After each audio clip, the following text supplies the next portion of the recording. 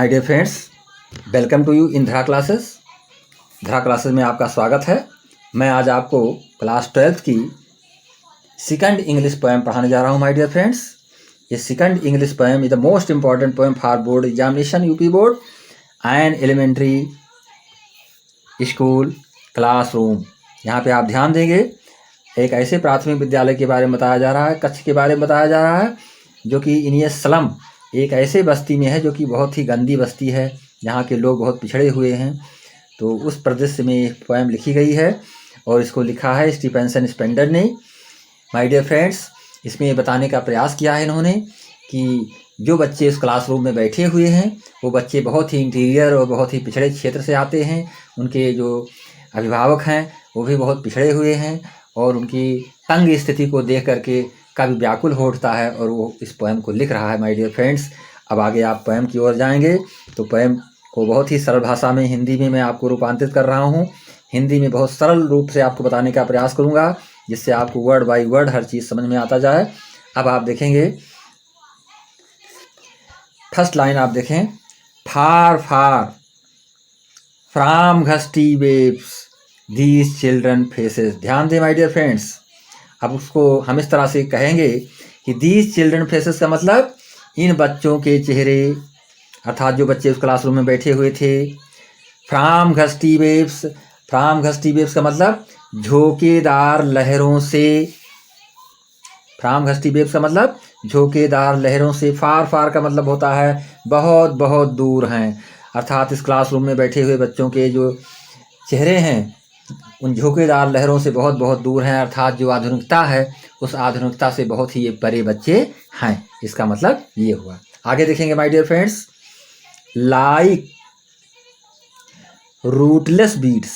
Like rootless weeds का मतलब होता है जैसे जड़ से उखड़ी हुई घास, किसी घास को उखाड़ दिया जाए तो जड़ से उखड़ जाए, तो लाइक रूटलेस बीड्स का मतलब जड़ से उखड़ी हुई घास की तरह।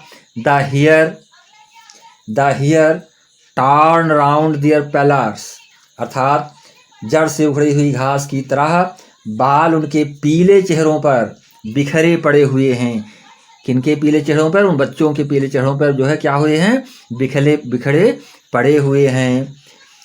द हियर टर्न राउंड दियर पेलर, पेलर्स का मतलब उनके चेहरों पर, पीले चेहरों पर उनके बाल जो है, टर्न का मतलब होता है उखड़े हुए, बिखरे पड़े हुए हैं, अर्थात उनके बाल जो है बिखरे पड़े हुए हैं। किस तरह से? लाइक रूटलेस बीड, अर्थात जंगली घास जिसकी जड़ उखाड़ दी जाए, जड़ से अलग हुई घास की तरह उनके बाल उनके चेहरों पर बिखरे पड़े हुए हैं, पीले चेहरों पर बिखरे पड़े हुए हैं। आगे देखेंगे my dear friends, the tall girl with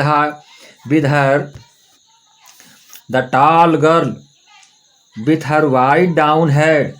the tall girl with her down head का मतलब लंबी लड़की अपने सिर के भार को नीचे झुका कर बैठी है, अर्थात जो लंबी लड़की है, उस क्लास में एक लंबी लड़की भी बैठी थी जिसके बारे में बताया जा रहा है। The tall girl with her weighed down head, अर्थात लंबी लड़की अपने सिर के भार को नीचे झुका कर बैठी हुई है, अर्थात अपने सिर को नीचे करके बैठी हुई है। द पेपर सीमिंग बॉयज, यहाँ पर ध्यान देंगे my dear friends. The paper seeming boys का मतलब यह हुआ कि कागज जैसे दिखने वाले बहुत ही हल्के पुल्के लड़के, बहुत ही दुबले पतले लड़के, कागज जैसे दिखने वाले, अर्थात द पेपर सीमिंग बॉय, कागज के समान दिखने वाले लड़के। With rat's eyes, with rat's eyes का मतलब जिनकी आंखें चूहों की आंखों की जैसी हैं। विथ रेड्स आइज का मतलब जिसकी आंखें चूहों की जैसी आंखें हुई हैं और जो पेपर की तरह हल्के हैं, दुबले पतले बच्चे बैठे हुए हैं। द स्टाउंटेड, द स्टाउंटेड का मतलब होता है अविकसित, अर्थात जो पिछड़े हुए हैं, जिनका विकास नहीं हो पाया है। The stunted unlucky heir, unlucky heir का मतलब दुर्भाग्यशाली उत्तराधिकारी बन रहे हैं। हियर का मतलब दुर्भाग्यशाली उत्तराधिकारी बनना। Unlucky heir are twisted bones, twisted bones का मतलब विकृत हड्डियों वाले, जिनकी हड्डियां जो है मसल्स बहुत ही दुबले पतले दिखाई पड़ रहे हैं, हड्डियां उनकी उभरी हुई दिखाई पड़ रही हैं। Recitings a father's gnarled disease, reciting father gnarled disease का मतलब होता है जो पिता की गांठ की बीमारी, गेनाल्डोज डिजीज का मतलब होता है गठिया बीमारी जो होती है, जो पैर में होती है, अर्थात जो पिता के अपने गठिया की बीमारी को दोहराते हैं, अर्थात अपने पिता की गठिया की बीमारी को क्या करते हैं, दोहराते हैं। रिसाइस्टिंग, रिसाइस्टिंग का मतलब उसको रिपीट करते हैं। ये फादर्स गेनर डिजीज का मतलब पिता की गठिया की बीमारी को दोहराते हैं। हिज लेसन, ध्यान देंगे, his lesson from his desk, his lesson from his desk का मतलब अपनी डेस्क पर बैठ कर के अपना पाठ पढ़ रहा है, अर्थात तो लड़का क्या कर रहा है, अपनी डेस्क पर बैठ करके अपना पाठ पढ़ रहा है। His lesson from his desk, बैठे हुए हैं और अपने पाठ को पढ़ रहे हैं। साथ साथ में ऊपर बताई गई चीज़ों को भी क्या कर रहे हैं, दोहरा रहे हैं। ऐसा लग रहा है कि अपने पिता की बीमारी को क्या कर रहे हैं, दोहरा रहे हैं। इस तरह से कवि ने यहाँ पर प्रस्तुत किया है। आगे देखेंगे माय डियर फ्रेंड्स, आगे देखेंगे। At back of the dim class, at back of the dim class का मतलब होता है, डिम मीन्स धुंधला और बैक मीन्स पीछे, अर्थात धुंधली कक्षा के पीछे। At back of the dim class का मतलब धुंधली कक्षा के पीछे। ऑन अननोटेड, ऑन अननोटेड का मतलब एक उपेक्षित, तिरस्कृत जिसको कह सकते हैं अननोटेड। वन अननोटेड का मतलब एक उपेक्षित। स्वीट, स्वीट का मतलब होता है मधुर, प्यारा। एंड और यंग, यंग का मतलब अवयस्क बच्चा बैठा हुआ है। माय डियर फ्रेंड्स, उसी रूम में एक उपेक्षित, one unnoted, sweet and young, प्यारा और अल्पवयस्क बच्चा बैठा हुआ है। His eyes live in a dream, ध्यान देंगे, most important line my dear friends. His eyes live in a dream का मतलब होता है, ड्रीम मीन्स स्वप्न होता है, तो his eyes live in a dream का मतलब उसकी आंखें स्वप्न देखती हैं। His eyes live in a dream का मतलब उसकी आंखें स्वप्न देखती हैं, अर्थात स्वप्नावस्था में हैं। आप स्क्वेरल्स गेम, स्क्वेरल्स गेम्स का मतलब होता है गिलहरी का, गिलहरी के खेल के बारे में। आप स्क्वेरल्स गेम का मतलब गिलहरी के खेल के खेल का जो खेल होता है गिलहरी का। आप squirrel games in tree room, in tree room क्या मतलब पेड़ के कमरे में, अर्थात गिलहरियाँ कहाँ पर खेल करती हैं अपना भाई, तो गिलहरियाँ पेड़ों पर खेल करती हैं, आती जाती हैं। तो यहाँ पर कवि ने इस तरह से बताया है कि आप squirrel games in trees room, in tree room का मतलब होता है गिलहरी के खेल का पेड़ के कमरे में। जिस तरह से पेड़ उनके लिए कमरा होता है गिलहरियों के लिए, आप स्क्वेरल्स गेम गिलहरियों का जो खेल होता है उस समान जो है।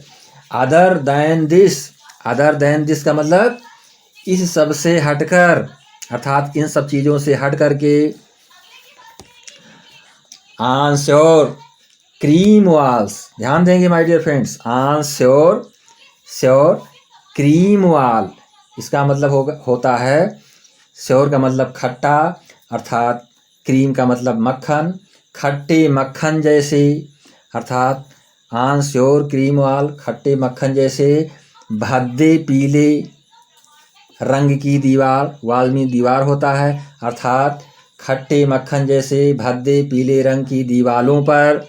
डोनेशन, डोनेशन का मतलब होता है दान में दी हुई चीज़ें टंगी थीं। डोनेशन का मतलब उस दीवारों पर कैसी चीज़ें टंगी हुई थीं, डोनेशन, डोनेशन का मतलब दान में दी हुई चीज़ें टंगी थीं। आगे देखेंगे किसकी तस्वीरें टंगी हुई थी, आगे आपको मिलेगा शेक्सपियर्स हेड, जिस पर शेक्सपियर के सिर अर्थात चेहरे से लेकर छाती तक की तस्वीरें टंगी हुई थीं। अर्थात किसकी तस्वीरें टंगी हुई थीं, शेक्सपियर की तस्वीरें, जिस पर शेक्सपियर की सिर की तस्वीर जो है टंगी हुई थी। शेक्सपियर्स हेड अर्थात चेहरे से छाती तक का भाग जो है शेक्सपियर के टंगा हुआ था। कहाँ पे टंगा हुआ था, उस धुंधली, उस मक्खन जैसे भद्दे पीले रंग की दीवार पर। आगे देखेंगे my dear friends. Cloudless at dawn, cloudless at dawn का मतलब होता है बादल रहित भोर, बादल रहित भोर। क्लाउडलेस एट डाउन का my dear friends, cloudless at dawn, cloudless at dawn का मतलब होता है बादल रहित भोर, अर्थात सुबह का समय जो बादल से रहित है, आगे देखेंगे सिविलाइज डोम राइडिंग्स ऑल सिटीज, अर्थात सभी शहरों को पथ दिखाती, अर्थात सिविलाइज सभी शहरों को, ऑल सिटीज का मतलब सभी शहरों को, राइडिंग्स का मतलब होता है पथ दिखाती सभ्य गुंबद, सिविलाइज डोम का मतलब होता है सभ्य गुंबद की तस्वीरें, सिविलाइज डोम का मतलब सभ्य गुंबद की तस्वीरें, बेल्ड फ्लावरी अर्थात घंटी नुमा फूलों वाली, बेल्ट माने घंटी होता है, तो बेल्ट फ्लावरी का मतलब होता है घंटी नुमा फूलों वाली टायोलीज अर्थात ट्रायोलीज घाटी।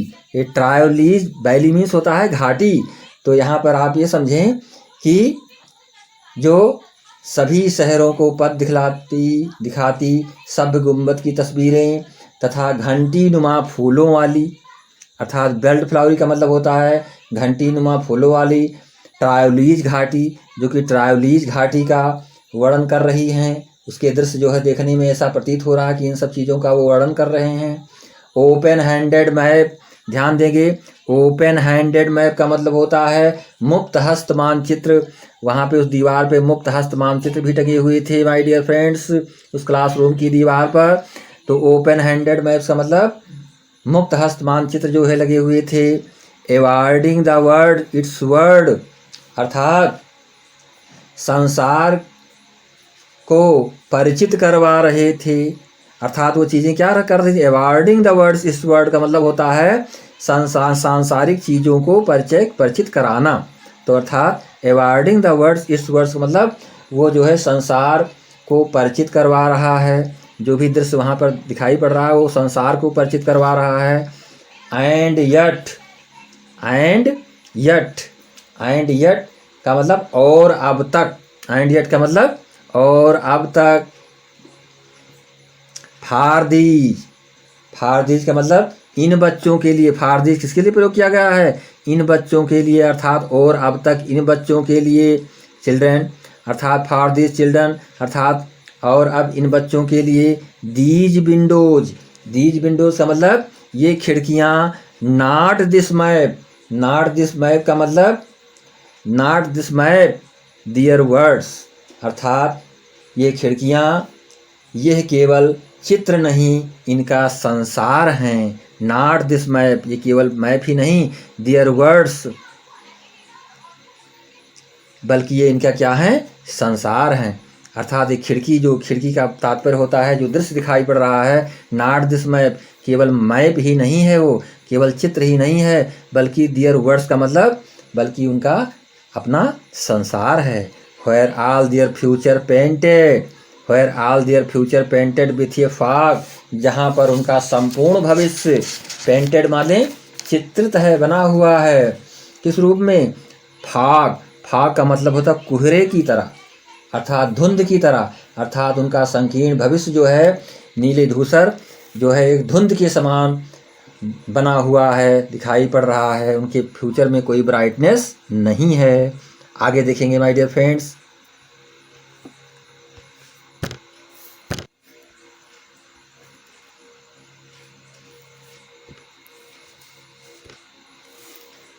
हाँ माय डियर फ्रेंड्स, देखेंगे यहाँ पे ए नैरो स्ट्रीट का मतलब होता है a narrow street sealed in with A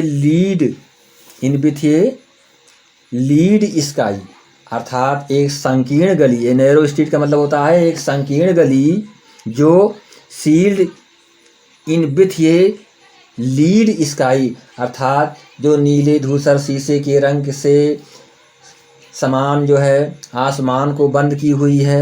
A narrow street sealed with a lead sky, अर्थात जो एक संकीर्ण गली, ए नैरो स्ट्रीट का मतलब होता है एक संकीर्ण गली के रूप में उनका जो वातावरण है जहाँ पे रह रहे हैं एक संकीर्ण गली के रूप में है, जो नीले धूसर का मतलब होता है स्काई, जिस तरह से स्काई का रंग होता है वो आसमान से बंद की हुई है।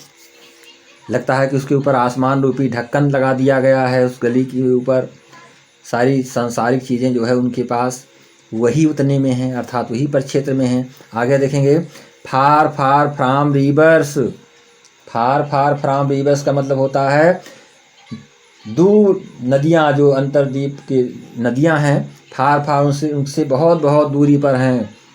फार far from rivers caps and stars of words, अर्थात जो नदियाँ अंतर्द्वीपों और शब्दों के तारों से बहुत बहुत दूर हैं। एंड स्टार्स ऑफ वर्ड का मतलब शब्दों के तारों से, नदियों से और सांसारिक अंतर्द्वीपों से बहुत बहुत दूर हैं ऐसे बच्चे। श्योरली, श्योरली का मतलब श्योरली शेक्सपियर इज बिग्ड, यहाँ पर बता रहा है पोएट कि श्योरली शेक्सपियर इज बिग्ड, निश्चित रूप से, श्योरली मतलब निश्चित रूप से, शेक्सपियर इज बिग्ड। शेक्सपियर इज बिग्ड का मतलब शेक्सपियर घृणास्पद है, हेटफुल है, अर्थात शेक्सपियर इज बिग्ड का मतलब शेक्सपियर कैसे हैं, घृणास्पद है। आगे आप देखेंगे the map a bad example. The map a bad examples का मतलब होता है ये नक्शा जो है, जो मानचित्र है, एक बुरा उदाहरण है। बैड एग्जाम्पल्स का मतलब, बैड एग्जाम्पल्स का मतलब एक बुरा उदाहरण, अर्थात जो मैप है, जो नक्शा है, वो उन सब के लिए क्या है, एक बुरा उदाहरण बना हुआ है, एग्जाम्पल बना हुआ है। विथ, आगे देखेंगे with ships and sun and love tempting them to steal. ध्यान देंगे माय डियर फ्रेंड्स, इसमें विथ शिप्स अर्थात जहाज़ों, एंड सन और सूर्य के साथ, तथा प्रेम, प्रेम एंड लव तथा प्रेम, उन्हें स्टील का मतलब होता है चोरी करने के लिए, टेम्पटिंग का मतलब होता है प्रलोभित करते हैं। अर्थात पुनः इस लाइन को देखें कि जहाज़ों और सूर्य के साथ प्रेम उन्हें चोरी करने के लिए क्या करता है, प्रलोभित करता है। यहाँ पर इस बात को स्पष्ट किया गया है, इस बात को समझाने का प्रयास किया गया है कि जहाज़ों, शिप्स एंड सन और सूर्य के साथ, एंड लव तथा प्रेम को, टेम्पटिंग का मतलब होता है प्रलोभित करने के लिए, स्टील टू स्टील देम, उन्हें चोरी करने की बात बताई गई है, अर्थात चोरी करने का प्रलोभन उनको देने का प्रयास किया गया है। आगे देखेंगे far lives, far lives that's slyly turn in their cramped holes. इसका तात्पर्य हुआ कि उन जिंदगियों के लिए, इन जिंदगियों के लिए, फ्राम, फ्राम लाइव्स का मतलब इन जिंदगियों के लिए, दैट स्लाइली टर्न अर्थात जो धूर्तापूर्वक उनकी तंग खोलियों में, from slyly turn in their cramped hole, cramped hole का मतलब होता है उनकी तंग खोलियों में, फ्राम फाग टू इंड ब्लेस्ड नाइट अर्थात फ्राम फाग टू इंड ब्लेस्ड नाइट का मतलब कोहरे के अनंत रात्रि पर, अर्थात कोहरे के अनंत रात्रि के समान अंदर की ओर मुड़ती जाती हैं, अर्थात उनकी सोचें, उनके कार्य जो है कोहरे के समान धुंध लिए हुए अंदर की ओर मुड़ते चले जाते हैं, यानी वो अंतर्मुखी होते चले जाते हैं। इसका भाव ये है on their slag heap. On their slag heap का मतलब होता है उनके बेकार की चीज़ों के ढेर पर। On their slag heap, slag मतलब बेकार, हीप मीन्स ढेर, तो ऑन देयर स्लेग हीप का मतलब उनकी बेकार की चीज़ों के ढेरों पर, दीज चिल्ड्रन अर्थात ये बच्चे, bare skin peeped through by bones, bare skin peeped through by bones का मतलब होता है हड्डियों, अर्थात हड्डियाँ आंकती हुई खालों को पहने हुए हैं। ऐसा लग रहा है कि ये जो बच्चे हैं वो कैसे वस्त्र को पहने हुए हैं, किस प्रकार, bare skin peeped through by bones, bare skin peeped through by bones अर्थात हड्डियाँ आंकती हुई खालों को पहने हुए हैं, अर्थात ऐसा लग रहा है कि हड्डियों के ऊपर कोई चीज़ खाल पहन ली जाए, इस तरह से दृश्य बताया जा रहा है कि बियर स्किन पीप्ड, बहुत ही ढीली, अर्थात उनकी खालें जो हैं बच्चों की, जो त्वचा उनकी है बहुत ढीली ढाली हो गई है। थ्रू बाई बोन्स, अर्थात उस त्वचा से ऐसा लग रहा है कि हड्डियां दिखाई पड़ रही हैं। हड्डियां की मतलब ढकने के लिए त्वचा यहाँ पर कवि जो है इस तरह से प्रस्तुत कर रहा है कि उनके बहुत दुबले पतले बच्चे हैं जो अपनी, ऐसा लग रहा है कि अपनी हड्डी को ढकने के लिए त्वचा को धारण कर रखे हैं। इस तरह से यहाँ पे भाव स्पष्ट हो रहा है माय डियर फ्रेंड्स कि bare skin peeped through by bones, अर्थात हड्डियाँ आती हुई खालों को पहने हुए हैं ऐसा लग रहा है।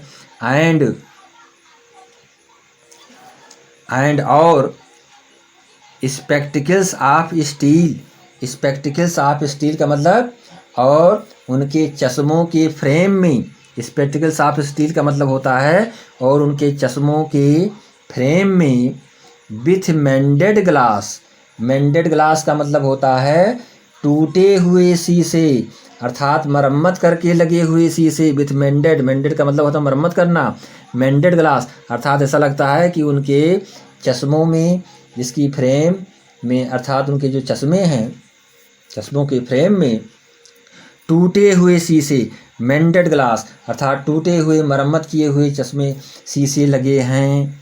With mended glass like bottles, like bottles bite on stones, किस तरह के शीशे लगे हुए हैं, जैसे पत्थरों पर शीशे के टुकड़े पड़े हैं ऐसा लग रहा है। Like bottles bytes on stone का मतलब पत्थरों पर शीशे के टुकड़े पड़े हों, इस तरह से लग रहा है, अर्थात जैसे पत्थरों पर शीशे के टुकड़े पड़े हैं।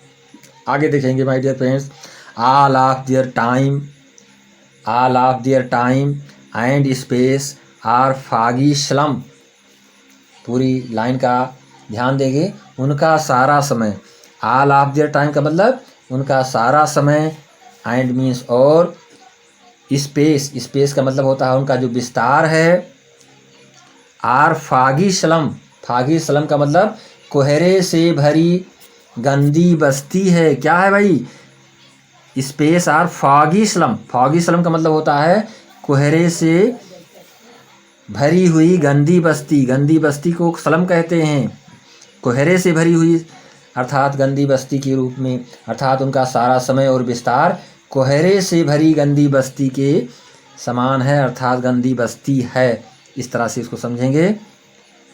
उनका पूरा समय जो है वो कोहरे से भरी गंदी बस्ती है। आगे देखेंगे, so blot their maps with slum as big as doom, इसका मतलब हुआ अतः उनके जो नक्शों के साथ, सो ब्लाड दियर मैप्स, उनके नक्शों के साथ उनकी गंदी बस्तियों को, विथ स्लम्स अर्थात so blot their maps with slum का मतलब अतः उनके नक्शों के साथ उनकी गंदी बस्तियों को जैसे एज बिग एज डूम, जैसे कि प्रलय बड़े स्वरूप में आती है और सब कुछ मिटा देती है, वैसे ही मिटा दो। So blot their maps with slum as big as doom का मतलब कब कहता है यहाँ पर कि अर्थात उनकी जिस तरह से उन नक्शों में जो चीज़ें बनी हुई हैं गंदी बस्तियों को, उस गंदी बस्ती में जिस तरह से नक्शों में चीज़ें बनी हुई हैं गंदी बस्तियों में, उनको एक प्रलय के रूप में आकर के तुम मिटा दो, अर्थात ख़त्म कर दो। इसके लिए आह्वान किया गया है कि अर्थात उनकी गंदी बस्तियों में रहना और उनके सोच और उनके रहन सहन के विषय में उसको तुम क्या करो, एक प्रलय के रूप में आकर के और उसको क्या करो, ख़त्म कर दो। एज ए बिग डोम का मतलब ख़त्म कर दीजिए प्रलय के रूप में आकर के। आगे देखेंगे माय डियर फ्रेंड्स, अनलेस का मतलब होता है जब तक, अनलेस का मतलब जब तक। गवर्नर का मतलब होता है राज्यपाल। इंस्पेक्टर का मतलब निरीक्षक या दरोगा। विजिटर का मतलब आगंतुक, आने वाले अतिथि ना आ जाएं। इसका पूरा मतलब ये होगा कि जब तक कि राज्यपाल, दरोगा आगंतुक ना आ जाएं। इस लाइन का मतलब भाव यह निकलता है कि जब तक कि राज्यपाल, दरोगा, आगंतुक ना आ जाएं, this map becomes their window.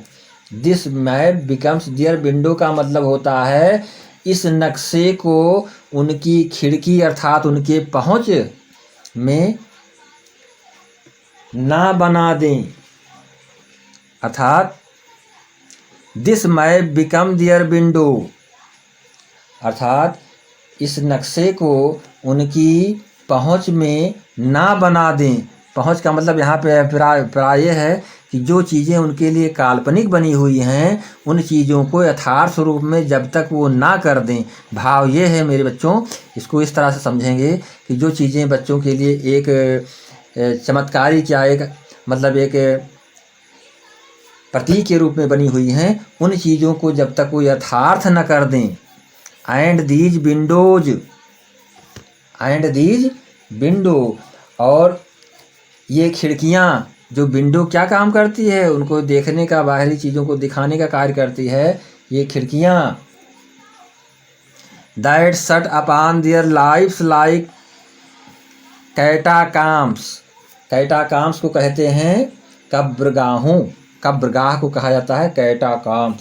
तो यहाँ पे ध्यान देंगे माय डियर फ्रेंड्स, यहाँ पे ये बताने का प्रयास किया जा रहा है कि that shut upon their lives, जो उनके जीवन को बंद किए हुए है, किस रूप में, लाइक कैटाकाम्स। लाइक कैटाकाम्स का मतलब कब्रगाहों की तरह बंद कर देती हैं। ये चीज़ें जो उनके जीवन को क्या किए हुए हैं, कब्रगाहों की तरह बंद किए हुए हैं, अर्थात बंद कर देती हैं। जैसे कब्र में लाश को रख कर के ऊपर से बंद कर दिया जाता है, ठीक उसी प्रकार से इन बच्चों का जीवन है जो बाहरी संसार में नहीं पहुंच पा रहे हैं, केवल अपनी निश्चित भूभाग पर ही रह पा रहे हैं, निश्चित प्रदेश में ही रह पा रहे हैं।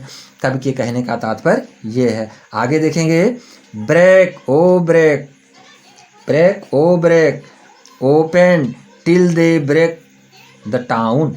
ध्यान देंगे, most important line, break, break का मतलब तोड़ो, ओ ब्रेक और तोड़ो, ब्रेक ओ ब्रेक का मतलब तोड़ो और तोड़ो, तोड़ो और तोड़ो, खोल दो, ओपन का मतलब खोल दो, टिल, टिल का मतलब जब तक कि वे कस्बे तोड़ ना दें, अर्थात वे कस्बे, दे ब्रेक द टाउन, अर्थात वे कस्बे जब तक तोड़ ना दें। पुनः इस लाइन को देखिएगा कि तोड़ दीजिए, तोड़ दीजिए, खोल दो, जब तक कि वे कस्बे को तोड़ ना दें। And show the children, and, हाँ देखेंगे my dear friends, and show the children to green field. इसका तात्पर्य हुआ, ग्रीन फील्ड का मतलब हरे भरे मैदान, ग्रीन फील्ड का मतलब हरे भरे मैदान। एंड सो द चिल्ड्रन, और बच्चों को, एंड सो द चिल्ड्रन का मतलब और बच्चों को दिखाओ, and show the children to green field का मतलब और बच्चों को हरे भरे मैदान दिखाओ। हरे भरे मैदान दिखाने का मतलब बाह्य संसार में बच्चों को ले जाओ। And show the children to green field का मतलब और बच्चों को हरे भरे संसार दिखाओ, एंड हरे भरे मैदान दिखाओ, मैदान का प्रतीक है संसार। And make their work, and make their work, and make their work word, and make their words, और उनके संसार को बनाओ। एंड मेक दियर वर्ड्स का मतलब और उनके संसार को बनाओ। आगे देखेंगे, run azure on gold Sands. Run azure on gold Sands का मतलब होता है, गोल्ड सैंड का मतलब होता है स्वर्ण के समान बालू पर, अर्थात गोल्ड सैंड का मतलब स्वर्णिम बालू पर, ऑन गोल्ड सैंड का मतलब स्वर्णिम बालू पर। रन एज्योर, नीले आसमान के नीचे, एंड लेट देयर, नीले आसमान के नीचे दौड़ने के लिए, किस लिए उनको आगे बनाओ कि run azure on gold sand, अर्थात सुनहली बालू के नीले आसमान के नीचे, सुनहली बालू पर नीले आसमान के नीचे दौड़ने के लिए, अर्थात उनको दौड़ने के लिए तैयार करो, अर्थात वो इस संसार में भ्रमण करने के लिए तत्पर हों, अर्थात वो भी बाहरी चीज़ों को देख पावें। And let their tongues, and let their tongues का मतलब होता है और उनकी जीभों को, and let their tongues अर्थात और उनकी जीभों को, और उनकी जीभों को run naked into books, run naked into books the white, इसका पूरा मतलब ये होता है कि और उनकी जीभों को पुस्तकों के अंदर, इनटू बुक्स का मतलब पुस्तकों के अंदर, ऊपर, unto books, into books the white run naked अर्थात पुस्तकों के अंदर ऊपर बिना किसी बाधा के दौड़ने दो, अर्थात उनकी जीभों को पुस्तकों के ऊपर और अंदर, run naked into books the white अर्थात उनकी जीभों को पुस्तकों के अंदर ऊपर बिना किसी बाधा के दौड़ने दो। ऐसी बात यहाँ पर बताई गई है कि उन बच्चों को पढ़ने का अवसर प्रदान हो। And green leaves open, and green leaves open का मतलब होता है और हरी भरी पत्तियों के खुले वातावरण में, एंड ग्रीन लीव्स ओपन हरे भरे पत्तियों के खुले वातावरण में रह करके, green leaves open history their whose language is the sun, अंतिम लाइन देखेंगे, उनके जीवन को क्या बना दो, हिस्ट्री दियर हुज अर्थात इतिहास बना दो, हिस्ट्री दियर हुज लैंग्वेज उनके जीवन को इतिहास बनाने दो, उनका ये जीवन है उसको में कुछ इतिहास बनाने दो, अर्थात जिनकी भाषा, हुज लैंग्वेज अर्थात जिनकी भाषा सूर्य के समान हो, कैसी हो, हुज लैंग्वेज इज द सन अर्थात जिनकी भाषा किस रूप में हो, सूर्य के समान तेज युक्त हो, अर्थात जो अपने भाषा के माध्यम से अपने तेज को, अपने ओज को पूरे संसार में बिखेर पावें। इसके पूरे कहने का तात्पर्य यही है कि इन बच्चों को ऐसा सामर्थ्य दो, ऐसा सक्षम बना दो कि ये भी आधुनिकता के जीवन को जी पावें और ये भी अपने ज्ञान को संसार के समक्ष प्रकाशित कर पावें। इसका भाव इस प्रकार से है और एक नया इतिहास रच पावें। माय डियर फ्रेंड्स, तो इसमें पोएट ने बहुत ही मार्मिक ढंग से क्लासरूम के स्टूडेंट का दृश्य वर्णन किया है, उन छात्रों का वर्णन किया है, उन लड़कियों का वर्णन किया है कि जो बहुत ही पिछड़े और बहुत ही तंग बस्ती से मिलान करते हैं और जिनकी स्थिति शारीरिक रूप से बहुत ही कष्टप्रद है। इस चीज़ को बताने का कवि ने प्रयास किया है। तो ये पोएम आपके लिए बहुत ही महत्वपूर्ण है माय डियर फ्रेंड्स।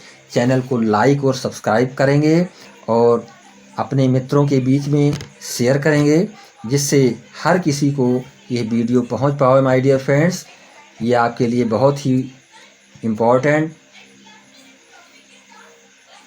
चैप्टर था। Like and subscribe this channel धरा क्लासेस। माय डियर फ्रेंड, धरा क्लासेस आपकी सेवा में लगा हुआ है और मैं अगला वीडियो आपको पुनः उपलब्ध कराऊंगा और यदि कोई चीज़ें समझ में ना आई हो तो उसको कमेंट के रूप में हम तक पहुंचा सकते हैं। इसी के साथ मैं वीडियो को क्लोज कर रहा हूं। नमस्कार, जय हिंद, जय भारत।